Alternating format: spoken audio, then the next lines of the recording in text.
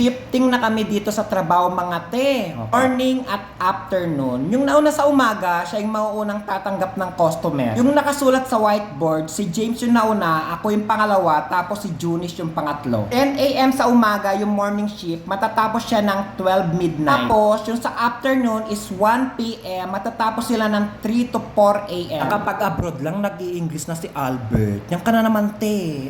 Ang dating namin sa umaga, morning shifting, ganito yung ginagawa namin mga te. Nagro-room check kami at pag marumi yung kwarto, syempre nililinisan namin. Pagod na minsan yung mga afternoon duty, biruin mo 1 p.m. to 4 a.m. minsan. Wala na silang time maglinis at kinabukasan, kami na lang yung maglilinis. Ganon din kasi yung ginagawa nila. Afternoon duty, yung mga morning duty mauuna sa rotation. At ito yung rotation namin sa may whiteboard. Yung pula, request, at yung black is walk-in mga te. Pag request yung customer at pula yung nakalagay doon, whiteboard, hindi siya bilang sa rotation, meaning magro-rotation ka pa kahit nakasampu ka. Pagkatapos ng duty namin, dito kami namimili sa may Al-Ote. Siyempre, itlog is life dito, lalong-lalo na Indomie. Madalas mag-sale yung itlog dito, wag ka lang mag-convert sa Philippine Peso. Balik tayo dun sa rotation ng customer namin mga kuwari, naka-request ka ng 10 customer. Ali yung magiging marker nun sa whiteboard is kulay pula. At lahat ng kasamaan mo is walk-in na kulay black yung marker nila sa whiteboard. Kapag naghahanap kayo ng chocolate dito sa may Al-Otem, sobrang sale sila. Toblerone tingnan nyo, 11 real lang. At tatlo na sila na walk-in, kailangan ikaw yung mag-rotation kapag wala masyadong customer. Kukuha ka rin ng 3 walk. Alamang ka sa rotation kapag marami kang request mga te.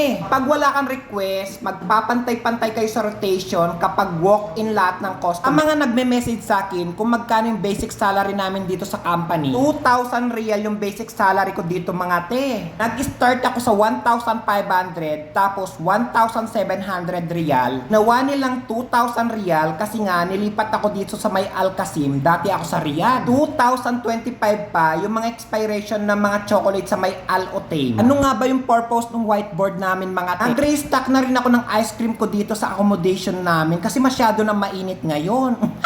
Ito na yata yung pinaka-paborito kong ice cream ngayon kaso hindi ako makabili-bili kasi masyadong mamahali. 2,000 yung basic salary namin at yung commission namin is 10 real mga te per customer. Tapos kapag naka 7 customer ka, may additional 50 real ka. Yun yung tinatawag nilang target. Kahit 30 minutes lang yung customer mo, points na yun. Pwede ka rin mag-overtime kapag morning duty ka. Nasa sayo na yun. Yung rules namin dito sa spa is walang pakialamanan. Kasi hindi naman ikaw yung mapapagod magtrabaho at hindi naman ikaw yung nagbibigay ng sahod at porsyento. Daily nilang binibigay yung porsyento, overtime at saka target. Yung basic salary lang namin yung buwanan nilang binibigay. Sobrang pagod sa trabaho pero sulit na sulit naman kapag nagsasahod ka at kumukuha ka ng porsyento.